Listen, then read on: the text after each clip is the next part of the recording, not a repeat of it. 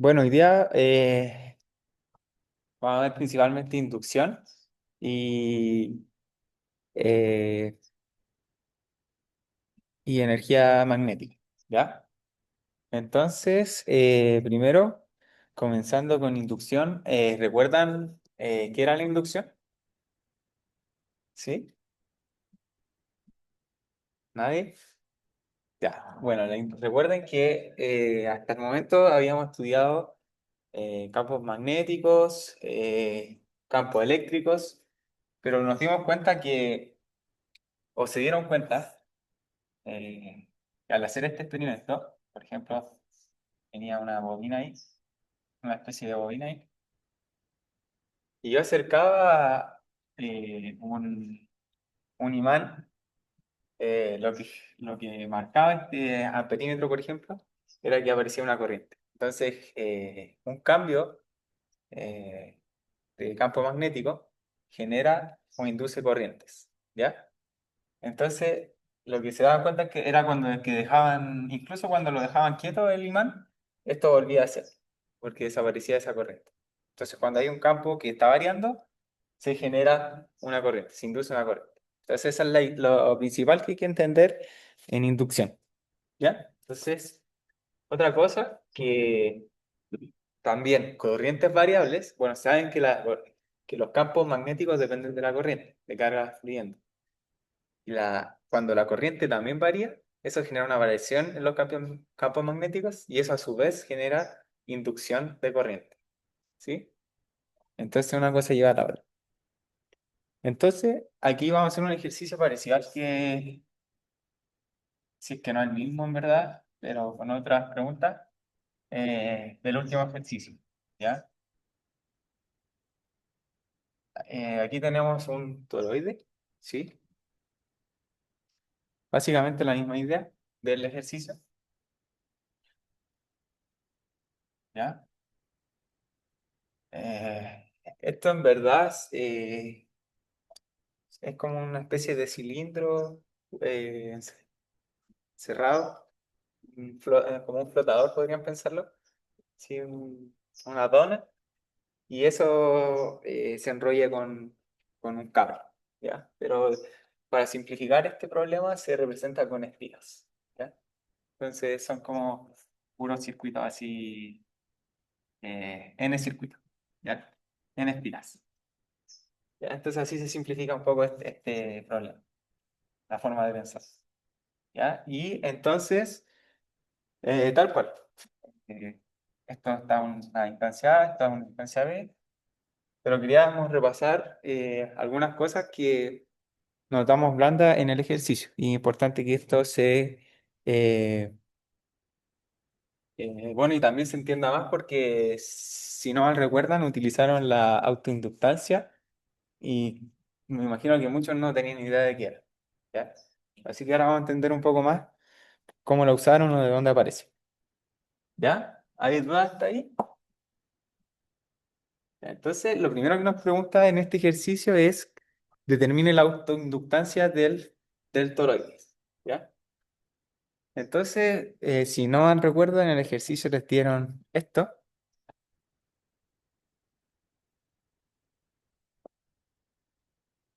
¿sí? Pero ¿qué es eso? O sea, ¿de dónde sale eso? Ya, entonces ahora la gracia es que vamos a entender un poco más de eso. ¿Ya?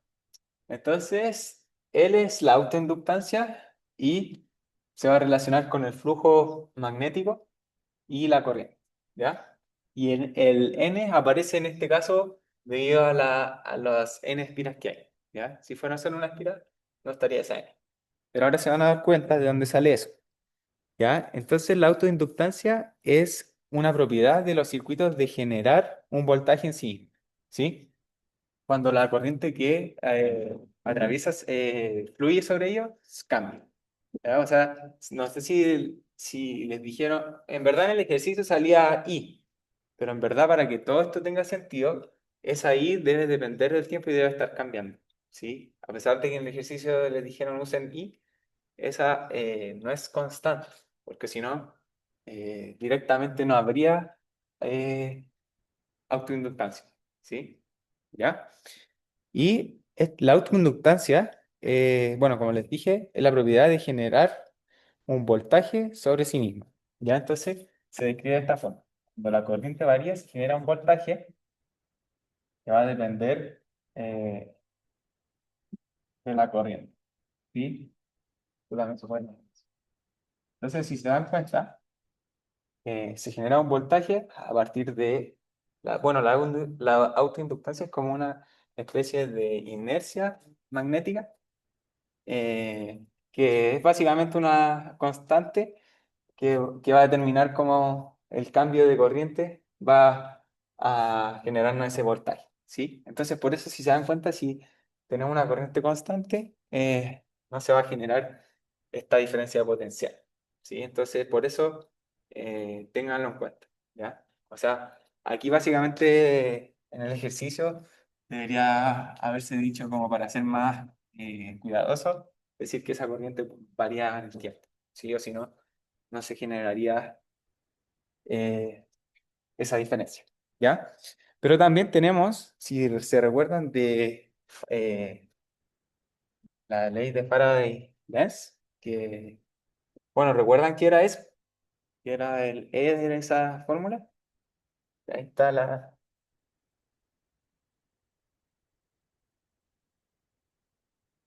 ¿Sí? ¿Alguien recuerda qué era el E? O FEM también le llaman.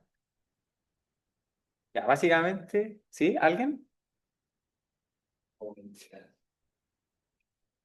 Ya, sí. De ahí también se puede calcular por ahí. Sí, exacto. Entonces, eso también es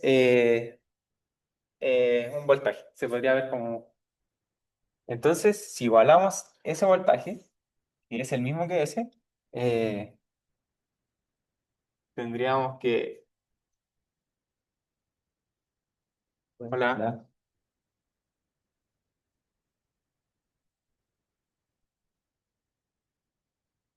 ¿ya?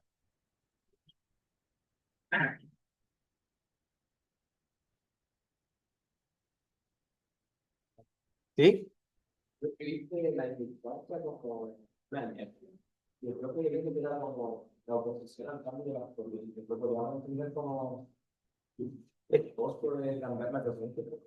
Claro, claro, o sea, a eso me refiero como con inercia, como es como una. Si cambia la corriente en el toroide, va a aparecer una corriente contraria. Eso, claro. Recuerden que siempre las cargas buscan el equilibrio, como volver a un... Entonces, si aparece algo nuevo, una corriente inducida, siempre va a tratar de volver a su estado calmo, ¿sí? Entonces, si te fijas, si se fijan ahí, ese van los menos, y eso yo lo paso hacia allá. Y aquí igual esta expresión es, de cierta forma, es como una aproximación que se puede hacer aquí. eh, y aquí nos queda entonces que... ¿no? Y ahí nos queda que la autoinductancia depende del flujo magnético y la corriente. Y si acá a la FEM le colocamos, por ejemplo, para un toroide de n espiras, y de aquí ya. Y esa es la que usaron, ¿ya? ¿Se entiende? Ahora no es necesario hacer todo eso si simplemente se puede usar, ¿ya? Entonces, ahora que sabemos eso, volvemos al ejercicio y a modo de, bueno, ya nos daba la corriente, que en este ejercicio creo que es así, y el n también nos dan, así que solamente nos quedaría calcular el flujo magnético, ¿ya? ¿Cómo se calcularía o qué necesitaríamos calcular primero para calcular el flujo magnético? Muy bien, el campo magnético. ¿Ya? ¿Y cómo calculamos el campo magnético en este problema? Ujú. Eh, ya, ahí, el problema es que hay que hay que pensar. Imagina, la voy a ver desde arriba. ¿Ya? Imagínense que tenemos ese toroide visto desde arriba que va fluyendo corriente hacia allá, después baja, después sale, y así en todas en las n espiras. ¿Ya? ¿Sí? ¿Ya? Entonces, si yo quiero calcular el campo para todo el espacio, porque aquí esto, en sí quiero calcularlo para todo el toroide, no solo para un caso, sería difícil ponerme en el caso de solo una espira, porque tienen diferentes geometrías quizás, o están en diferentes partes, ¿ya? Entonces lo más cómodo es usar Ampere, como dijeron por acá, ¿ya? Entonces, usamos Ampere, ya. Aquí, aquí lo llevamos, sí, ya. Aquí vienen algunas complicaciones según lo que vi, ¿ya? Según lo que recuerdo. Y a ver, díganme ustedes cómo, o cómo utilizar esto, cómo utilizar la ley de Ampere. ¿Cuál es la idea?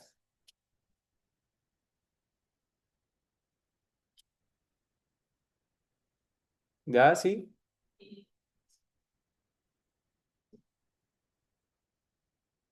Ya. Bien, aquí dicen que este camino sea un círculo y, y con tener en cuenta que son n espigas para, a la hora de calcular la corriente enlazada. Pero ¿por qué un círculo? ¿O por qué cuando haya, quizás este problema ya lo han hecho y algunos lo sabían, pero otros que no lo habían visto antes intentaban, no sé, pues, en el ejercicio se veía como algo así y no sé, pues algunos intentaron como hacer así, porque esa superficie estaría mal y la de un círculo así no estaría mal. ¿Ya? Sí, exacto. Exacto. Entonces, recuerden que esa área tiene que atrapar, de cierta forma, la corriente. Bueno, y como les decía en el ejercicio, no le importaba las de las tapas o lo de abajo. Entonces, eso también lo vamos a expresar aquí para que sea más simple. Y entonces vamos a buscar un área donde cerremos o donde busquemos áreas donde la corriente atraviese, ¿sí? Y recuerden, también tienen que tener en cuenta que esa área en ese camino es por donde debe ir el campo. Entonces, si se fijan, si yo apunto hacia abajo, el campo iría en teta, en ese caso. Entonces, eso me calza, ahí tengo una buena superficie. Entonces, si se dan cuenta, si yo me cerraba un área aquí, no estaba encerrando nada de corriente, por lo tanto, el campo para un R menor a A era cero al tiro, ¿ya? Cuando yo me cerraba entre A y B, eso lo vamos a calcular porque habría corriente encerrada. ¿Cuánta corriente encerrada tendríamos ahí?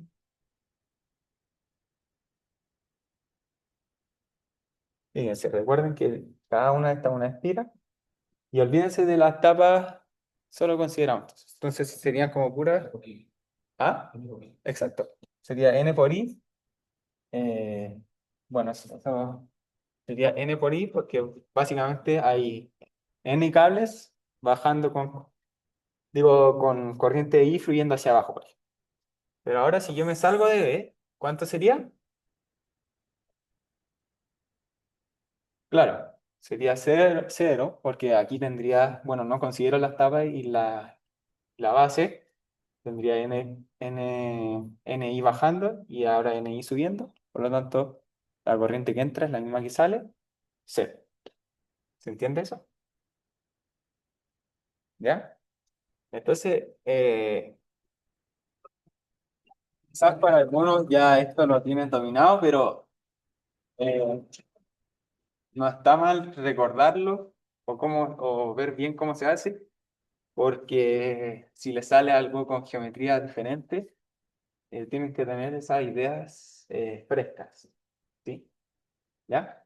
Entonces, bueno, dado que me dijeron que tenía que ser un círculo, eh, lo vamos a delimitar entre 0 y 2pi.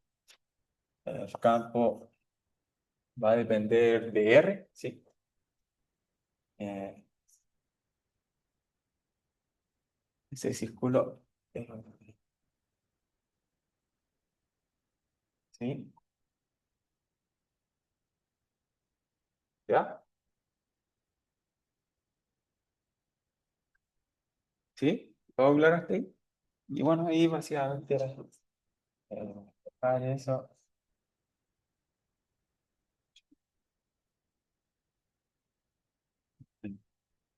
¿Ya? Entonces, ahí teníamos el campo que nos pedían y entonces, ahora, nosotros lo que no queríamos, lo que queríamos no era el campo, sino era la inductancia, digo, autoinductancia y necesitábamos el flujo. ¿Cómo calculamos el flujo?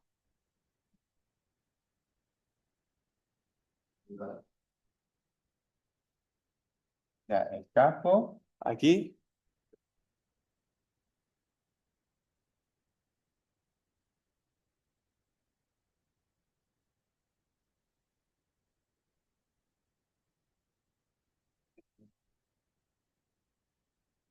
o la derivada.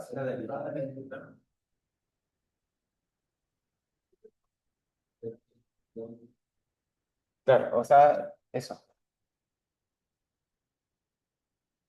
¿Sí? ¿Sí? Y ahí sí. Sí, me estaba confundiendo. Ya, eso es lo que tienen que pensar. ¿Dónde está el flujo? ¿Sí? O sea, dónde está, hay campo? Porque eso es lo que tienen que encerrar. Tienen que encerrar el área donde hay el campo para calcular el flujo.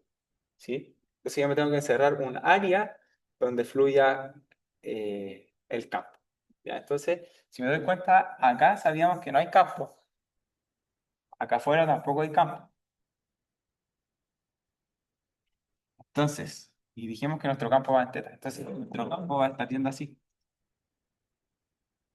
¿Te das cuenta? Va a ser- y nuestro campo va por ahí. Entonces, esa es una perfecta área para encerrar el campo. ¿Se entiende? Entonces, eh, incluso eh,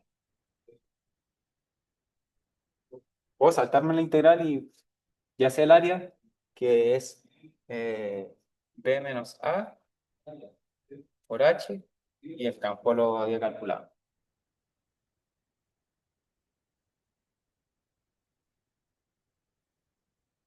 ¿Sí? ¿Se entiende eso? Ah, no. No, no puedo hacer eso. No puedo saltarme la integral porque, perdón, porque el campo no es constante. Ya, porque el campo depende de R, entonces eh, aquí voy a necesitar y voy a quedar así. Perdón. Ya. Entonces, ahora sí, perdón. Ya, entonces, por eso no hay que saltarse pasos. ¿Ya? Entonces tenemos que esto va de A a B, de 0 a H. El campo es...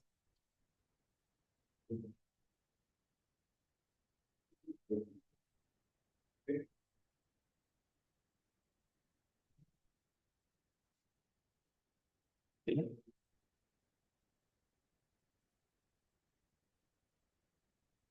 ¿Ya? ¿Sí? Ahora sí. Ya, ya, todo bien.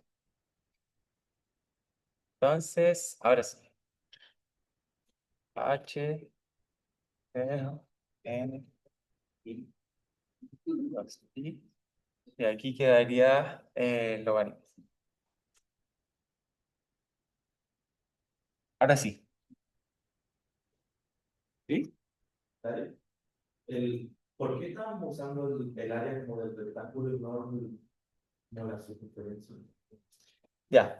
Recuerden que estas cosas a veces ustedes llegan y las usan, pero tienen que recordar que cómo calcular un flujo. El flujo es, para calcular el flujo, en verdad el flujo se puede calcular en cualquier parte, no incluye, inclusive, no sé, pues aquí, ¿sí? Pero yo busco un área que atraviese, de forma que esa área sea atravesada por el campo. Y yo así lo calculo. Entonces, como les dije, el campo va en teta y acá adentro es cero, acá adentro es cero y, hacia arriba también lo despreciamos. Eh, por lo tanto, solo el campo en esa zona. Entonces yo ahí atrapo todo el flujo o todo el campo. Si yo me encierro esa área, lo atrapo. Esa es la idea. ¿Ya? Entonces, ¿sí? Entonces, digamos, campo valente de altura igual. Veríamos como el flujo en ese rectángulo, eso lo queremos el flujo que está dentro del, como del circuito, por así decirlo. Claro.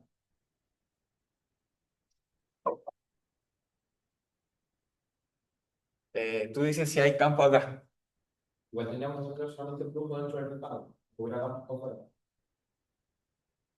O sea, depende, depende para lo que necesito. Pero Sí. para la autoinducción. Ahí sí, sí. O sea, es que generalmente son circuitos cerrados, entonces va a pasar eso. Pero eh, sí, debería ser como el flujo. eh, eh, yo creo que habría que verlo, pero en teoría sí. Está dentro, ¿ya? Y generalmente tenemos esa particularidad de que se calcula en circuitos cerrados y debería importar el de adentro, el interno, el interior.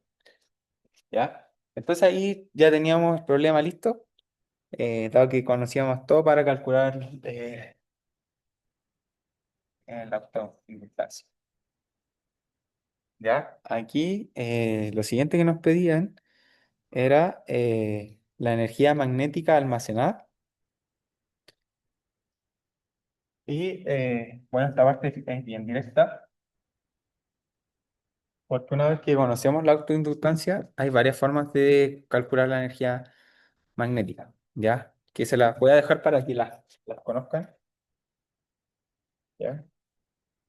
O sea, recuerden que estas cosas no se las tienen que saber de memoria, pero, pero sí deben conocerlas, porque puede ser un recurso, eh, no sé, otra forma de calcularla.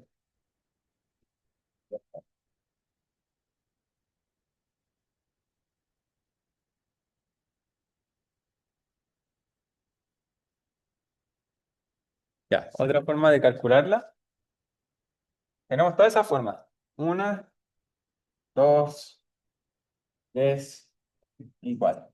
Entonces, si ustedes les piden, que se suele pedir, calculan la energía magnética, tienen esas cuatro formas. Entonces, para que las conozcan, siempre pueden pedir cualquiera de ellas. No es necesario que se las sepan de memoria, pero hay varias formas. Entonces, aquí no sé, pues podemos usar la primera porque ya conocemos la autoinductancia y estamos listos. O calculamos el flujo y también sabemos cuánto es y también podemos hacerlo con eso. O también conocemos el flujo y también la autoinductancia y también lo podemos calcular. Entonces, no sé, pues si no hubieran conocido ninguna de esas y se hubieran calentado la cabeza viendo esto, hubiera sido difícil salir de ahí. Entonces, por eso, tengan las en mente, pero por si acaso. ¿Ya? Así que eso. Esa es la primera. ¿Hay alguna duda ahí?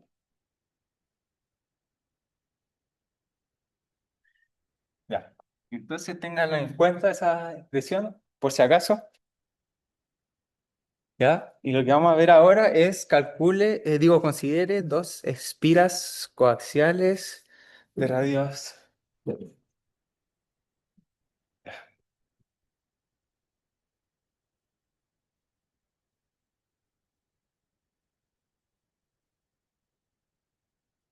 Ya tenemos dos espiras circulares, una de radio A y otra de radio B. Eh, Están a una distancia D, ¿verdad? ¿Ya? Y supongo que A es muy grande con relación a B. ¿Ya? Entonces, esto incluso se podría ver más chiquitito porque nos dicen que es muy grande. Ya vamos a ver por qué esas aproximaciones sirven y se suelen dar harto, entonces igual es importante que la entiendan. Y nos piden la inductancia mutua del sistema. ¿Ya? Entonces, la inductancia mutua va a ser esta. Y aquí va a ser cuando una espira, en este caso un circuito, genera o induce corriente sobre el otro. Entonces ahí es donde cuando tenemos inductancia mutua, ¿sí? Uno está generando cierta corriente sobre el otro, ¿ya? Siempre y cuando tengan campos, eh, corrientes que varían, ¿sí? ¿Hay alguna duda con eso? Creo que la había sacamos la distancia que tenía un circuito sobre el otro. También tenemos la de un circuito, claro. Sí, son lo mismo, son lo mismo, ¿sí? En este caso, conviene hacer este sobre ese, porque como si te fijas, tengo que calcular el flujo y si yo pienso así, esto si es muy grande y eso es muy chico, eso podría verse como un punto. Entonces, ¿qué podría asumir yo? Que por ahí está fluyendo el mismo campo, en toda esa espira. Cuando llega a un disparo. O sea, es como una aproximación. Y yo lo veo muy chiquitito, pero en verdad, no sé, pues aquí está llegando un campo, aquí un poquito más, un poco diferente, y aquí otro diferente. Por eso se hace esa aproximación. Entonces, por eso me conviene a mí en este caso, o si no sería más complicado, calcular el campo de esta, digo, el flujo de esta sobre esa. Porque si te das cuenta, si calculo el flujo de esta sobre esta, tendría un flujo aquí, otro aquí, cambia según la distancia. ¿Sí? Entonces, por eso se hace eso. Ya, entonces, como tenemos nuevamente que calcular un flujo, siempre necesitamos, si queramos flujo magnético, necesitamos el campo magnético para calcular. ¿Ya? Entonces, como dijimos antes, si yo quiero el flujo magnético de 1/2, tengo que calcular el campo magnético. ¿Ya? Entonces, ahora sí, ahora vamos a poner en práctica la actividad. ¿Qué área encierro yo? Digo, ¿o cómo atrapo el flujo? Todo el flujo que está saliendo de aquí hacia allá. ¿Ya? Entonces, ¿tienen alguna idea? Ah, no, o quizás es más fácil. No, se va a complicar más el problema. Recuerden que siempre, no, aquí es mejor vamos a utilizar otra cosa. Vamos a utilizar, o sea, me estaba saltando un paso en verdad, de calcular el campo. Eh, para calcular el campo antes, ¿cómo lo habíamos hecho? Con ley de Ampère, ¿ya? Pero aquí va a ser más conveniente dada la estructura que queremos calcular. Recuerden cuando tenían campo por definición y ley de Gauss. ¿Cuándo convenía usar cada uno o cada otro? Ya, si hay simetría. Y si yo quería, por ejemplo, calcular el campo en un punto, ¿cuál me conviene más? Ya, entonces yo quiero hacer eso ahora, de cierta forma. Porque eso recuerden que es muy chiquitito. Entonces yo quiero saber cuánto es el campo ahí. Entonces, por eso cuando quiero un campo en un puntito, es mejor usar Víctor Sábal, ¿ya? Que era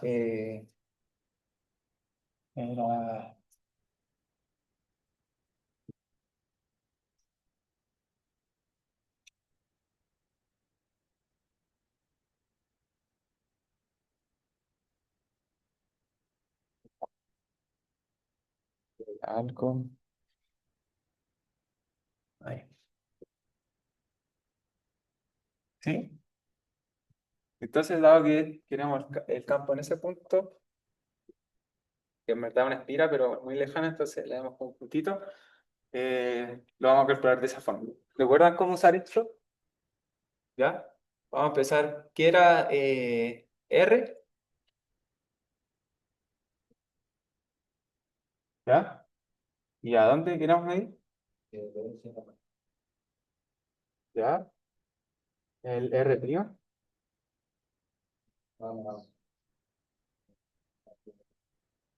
Ujú. ¿Dónde estaría?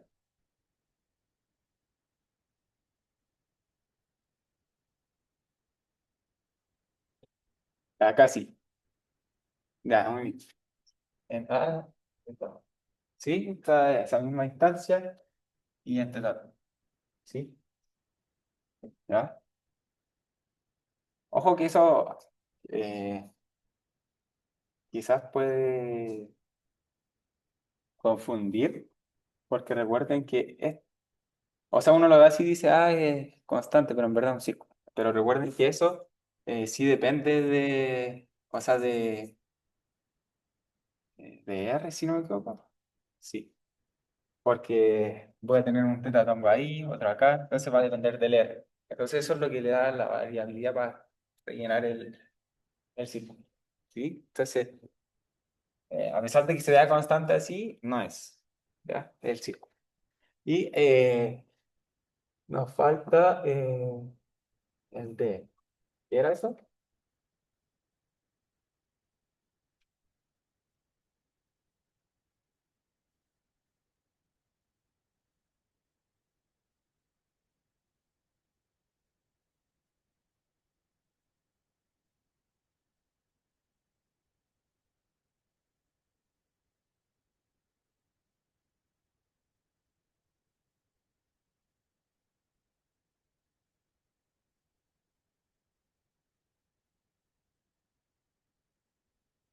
Sí, creo que aquí me confundí.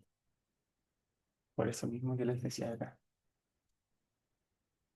Sí, estoy tonteando. Recuerdo, es verdad que en cilíndrica era Tongo, perdón. Estaba bien antes. Sí. Ahora sí, me confundí con el diferencial porque aquí vendría, ahí serían de teta, en teta. ¿Sí? Con el diferencial. Por la África. No es verdad. No. No, no es variable porque, o si no, tendríamos un disco. Ahí sí, eso es verdad. Era la posición. Sí, recuerden que la posición en cartesiana era con respecto a R también. Perdón. ¿Sí? Y aquí había una duda ahí. Ya, entonces el diferencial va a depender de A, o sea, dado que está en A la corriente y va a depender de teta. ¿Ya? Entonces ahora sí, teniendo todo eso, eh, vamos a calcular.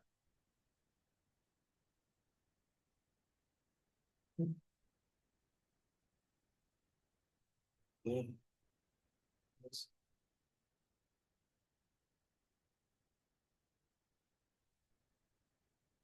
dos Ds.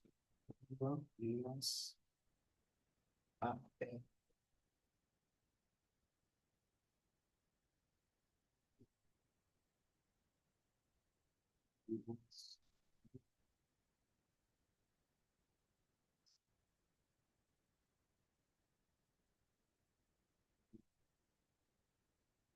y un menos. Sí, ¿cierto? Acá. De la fórmula, de abajo, Ah, sí, ya, ya, ya, ya. Ahí sí. Perdón, ¿cierto? Por el módulo, ¿verdad? ¿Ya? ¿Bien hasta ahí? ¿Ya? Y entonces, ahora lo único que nos faltaría... No, ahora piensen, o sea, recuerden que cuando les quedan estas integrales, muchas veces podíamos usar la simetría y quizá algo se iba. ¿Ya? Entonces, mi recomendación es que, bueno, una forma es calcularlo o la otra es quizás analizar. ¿Ya? Entonces, ¿creen que en alguna componente se va a ir el campo?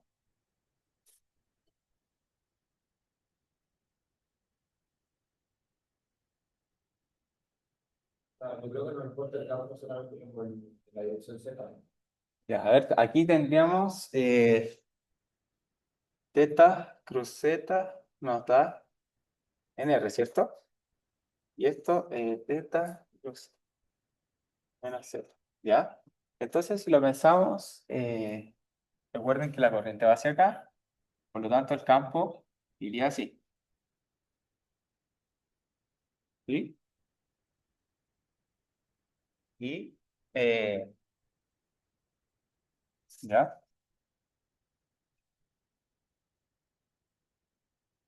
Por lo tanto, eh, no va a depender de R, ¿sí? Por la simetría, porque, por ejemplo, ¿cómo podrían verlo? ¿Ya? Eh,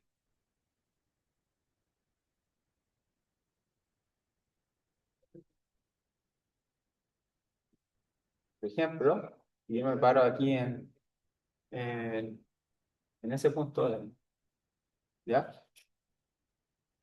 Voy a tener un campo,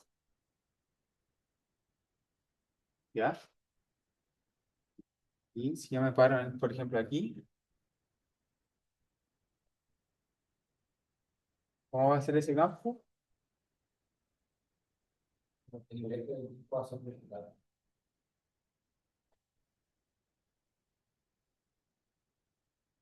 Eh, claro.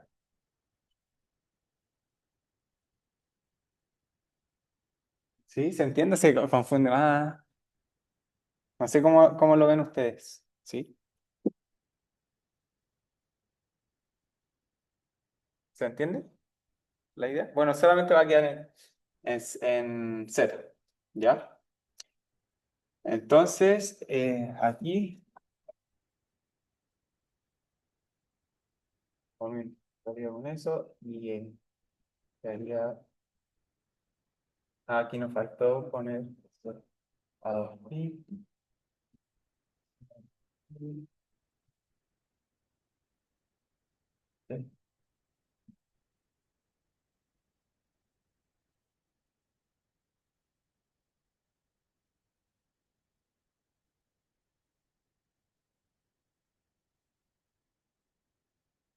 ¿Ya? Y ahora,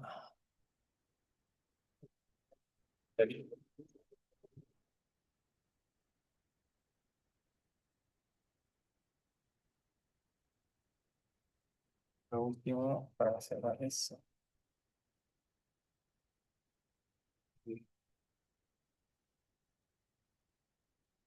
Entonces, sí, así que quedaría dos acá y acá en Z.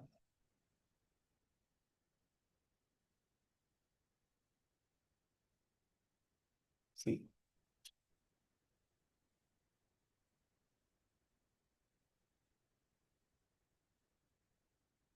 Entonces ahí tenemos el valor del campo eh, en el punto Z. ¿Ya? Digo en el punto D. En D en Z todo. ¿Ya? Verificar. Eh, sí.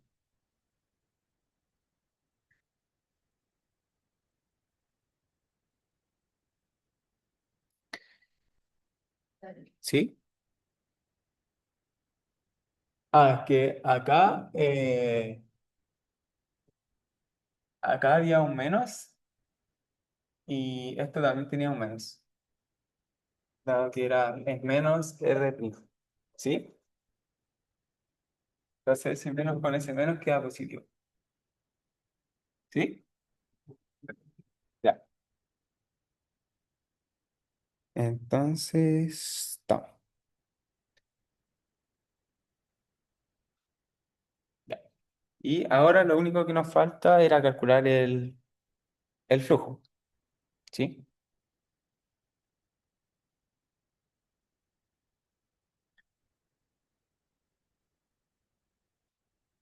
¿Ya? Entonces, recuerden que para calcular el flujo, ahora sí volvemos al fácil que venía adelantado.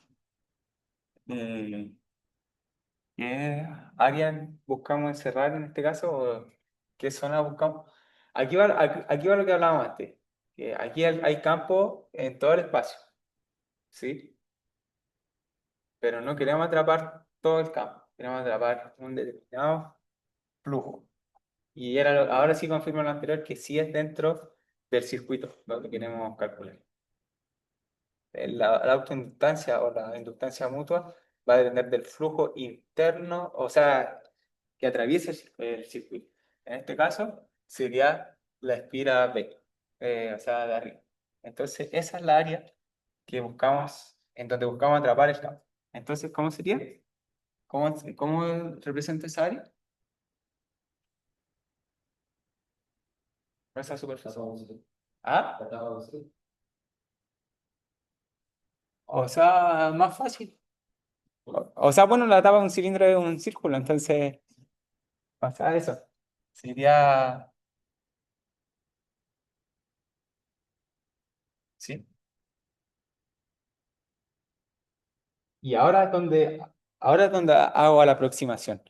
Porque si ese punto no fuera, o sea, si ese radio no fuera tan pequeñito, aquí no sería un campo fijo para toda esa espira.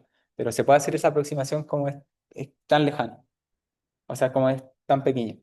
¿Sí? Entonces, yo aproximo que el campo que atraviesa todo ese flujo es este. Aunque sea este yo lo calculé en un punto, en D. Pero yo lo puedo aproximar dado que ese radio es tan pequeño. ¿Ya? Entonces, haciendo esa aproximación, bueno, en verdad es constante, entonces lo voy a dejar como. eh, eh, ya, ya,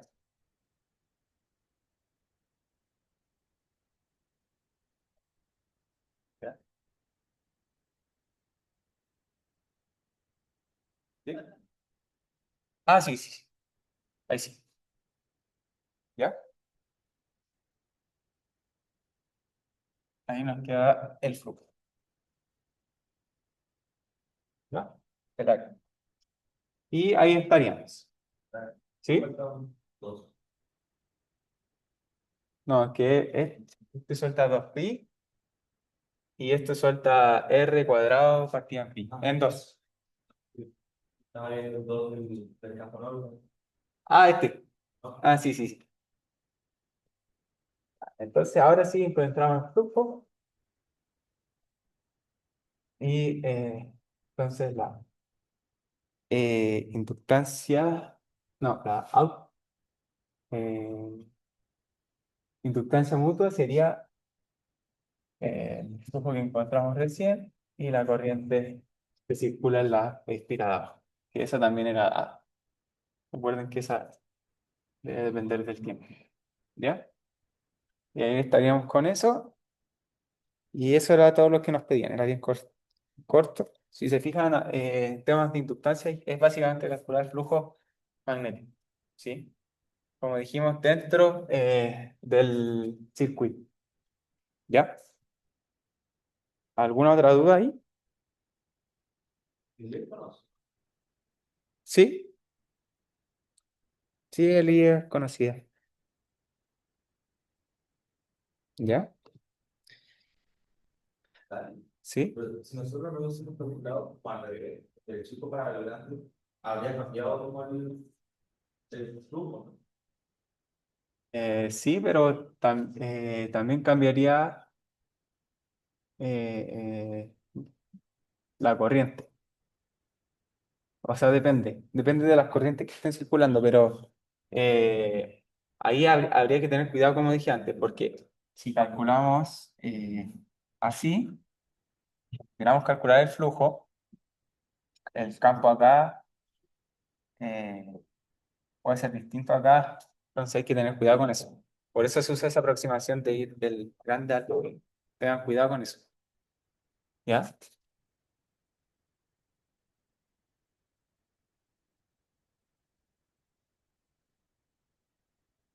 Sí. ¿Por qué? Pero de todas formas, siempre se va a cumplir esta igualdad.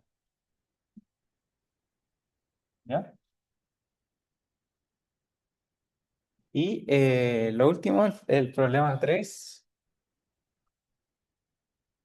ya este es un poco más teórico, eh, que hasta ahora, a ver, bueno, dice, considere un solenoide de largo n, por, de largo, perdón, solenoide largo compuesto por n espiras por unidad de longitud de radio A, corriente estacionaria I, vamos a dibujar.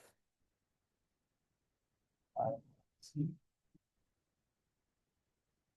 Ya es como una especie de espiga, digo perdón, de bobina. Y esto tiene radio A,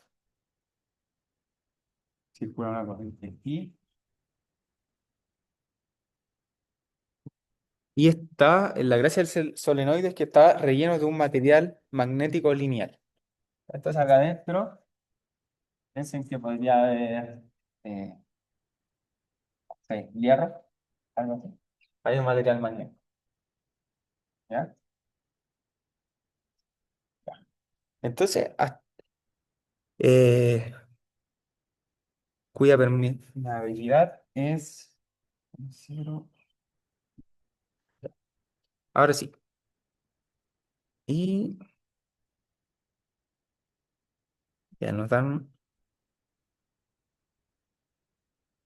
dicen, suponga que H es N Z. Entonces, la primera pregunta que nos dicen, explique físicamente qué representa el campo H y en qué se diferencia del campo B. ¿Sí? ¿Alguien tiene alguna idea sobre eso? ¿Han visto esto en clase?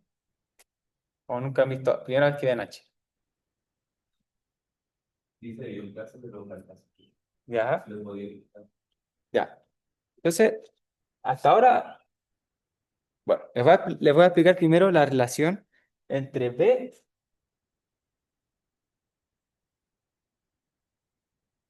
Y H, que básicamente son lo mismo hasta ahora, porque ustedes han visto problemas en el vacío donde no se generan, porque pensarán que debido a que está ese material magnético dentro,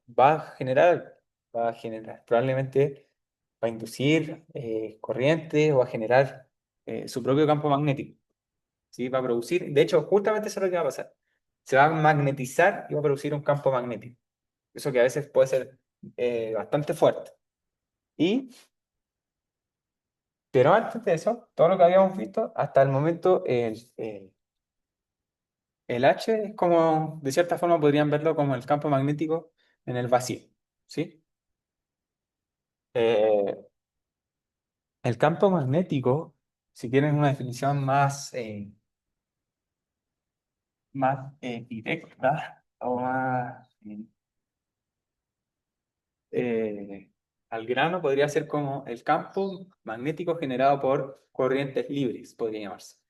Por todas las corrientes que son generadas por generadores, eh, una fuente de poder, o corrientes que ustedes controlen, o que el problema controla. Pero si yo lo alimento con una fuente de poder, voy a tener un campo generado por esa fuente de poder, pero al tener ese material dentro, se va a magnetizar y va a generar otro campo. Entonces lo que va a pasar es que en verdad la definición más amplia para más contextos es esta, donde ese U no va a depender necesariamente. No estamos en el vacío, recuerden que esa era para el vacío. Entonces aquí vamos a tener, por ejemplo, déjenme revisar algo. Sí, va a ser, por ejemplo, ya, entonces, teniendo eso,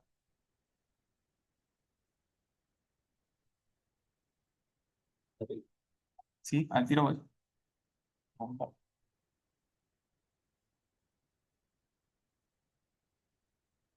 ¿Ya?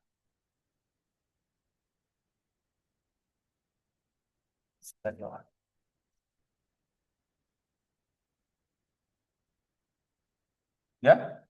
Esto es como análogo cuando tú compras como parecido. Sí, pero en magnetización.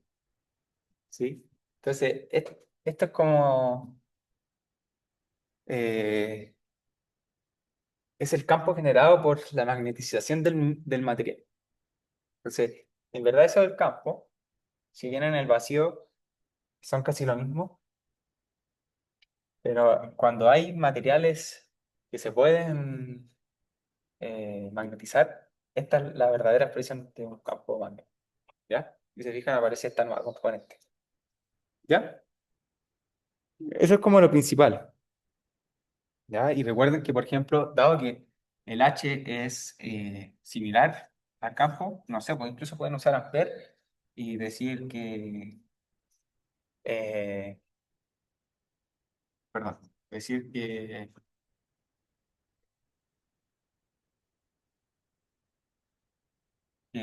si quieren calcular H pueden usar Ampere, pero solo considerando la corriente eh, como libre, como les dije anteriormente, considerando solo esa corriente que es generada por eh, la fuente de poder. ¿Ya? Eso es similar. Se va a calcular de la misma forma, solo que si aparece algo así, se complejiza el campo magnético total. ¿Ya? Eh, pero eso, ¿sí? Si no, en general, el profe no lo ve con tanto detalle eso, pero vale importante que lo tengan en cuenta. ¿Ya? Eh, no recuerdo si evalúa, si le da como peso en la evaluación a eso, pero, o siquiera si lo pregunta, pero igual, por si acaso. ¿Ya? Sí. Y lo que nos preguntan ahora, si no quedó alguna duda, ¿sí? Ya, lo que nos preguntan ahora es, ahora sí, calcula la energía magnética, ¿ya? Porque si se dieron cuenta, adelante escribir la energía magnética y era esta.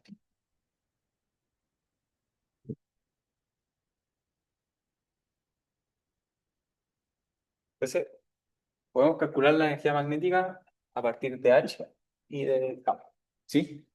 El campo total y del campo generado por las corrientes libres. Y dado eso, eh, aquí nos dieron que, si se dan cuenta, nos dieron esa, esa expresión, ¿ya? Y además nos dicen que la permeabilidad de ese sistema, de ese material es esa. O sea, de esta, porque hablan en general del, si no me equivoco, hablan en general eh, del solenoide, ¿sí? ¿Ya? Entonces, como, como H es eh, Z, ahora básicamente tengo que buscar alguna forma de relacionarlo. Y como yo les dije, eh, teníamos esto. ¿Sí? ¿Ya? Entonces, la expresión general, si yo quiero relacionar el campo magnético total con el campo generado por las corrientes libres, es esto. Pero aquí me dan la permeabilidad, que es 0 R, y aquí me dan H, que es en I en Z. ¿Sí? Si se fijan, así de simple podemos conseguir B, el campo total, a partir de H, que es el generado con las cargas libres. Si se dan cuenta, solo eh, cambia la permeabilidad. Y, y dado eso, ahora si yo calculo el producto punto de ambos, me da 0 R eh, cuadrado y cuadrados. ¿Sí? Ahí ya lo tengo listo. Y ahora si yo quiero calcular la energía magnética total, eh, aquí, como hablamos anteriormente, deberíamos considerar el interior. Recuerden que el campo va a estar, el campo que nos interesa es el interno eh, al circuito. Entonces, ¿cómo podría encerrar yo ese, o cuál sería el volumen en este caso interno que me interesaría a mí para calcular la energía magnética? ¿Sí? Entonces sería de 0 a pi, de 0 a y de 0 a L, porque nos dicen que es de largo L. Y ahí yo ya tengo esto.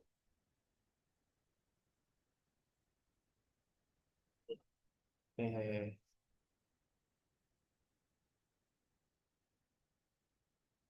¿Sí?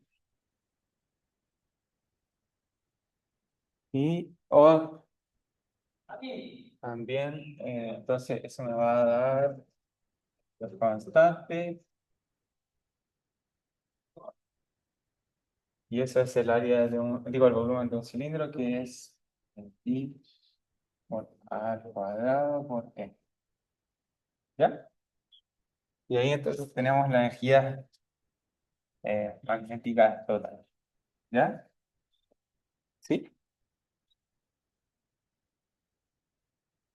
Entonces, bueno, eso es todo. Sí, esa es era la pregunta, no era muy, era más que nada introductoria, para que conozcan un poco acerca de los campos H.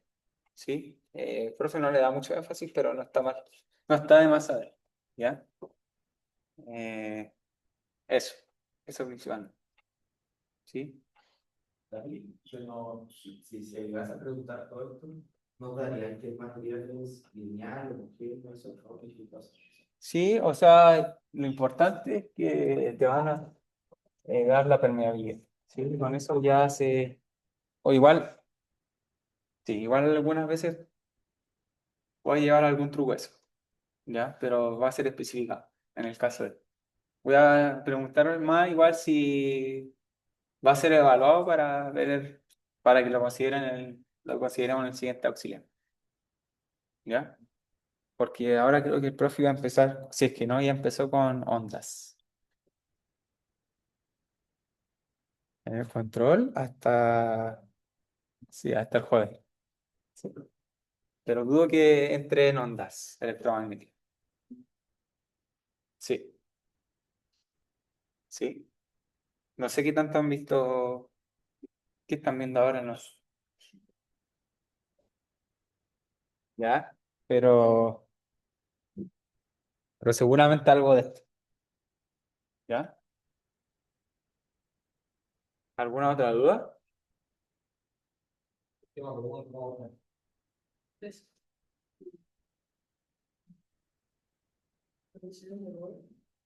Tuvimos la chica. ¿Ah? Subimos a la chat. Ay, ay, ya. Bueno,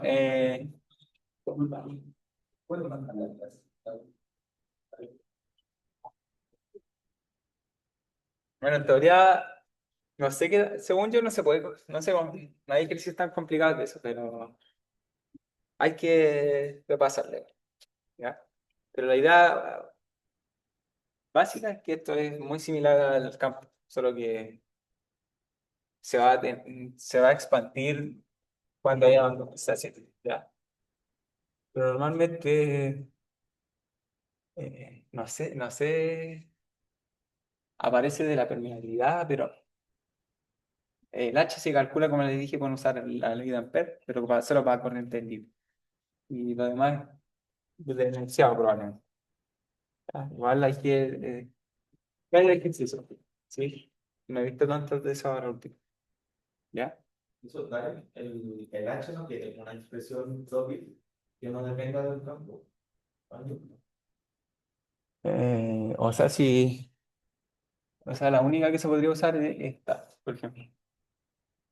O sea, no sé si quizás se puede usar también BioSabar, pero con corriente, solo corriente libre. Es lo mismo, pero sí, es como un campo magnético, pero en el vacío. ¿Sí? Es lo mismo.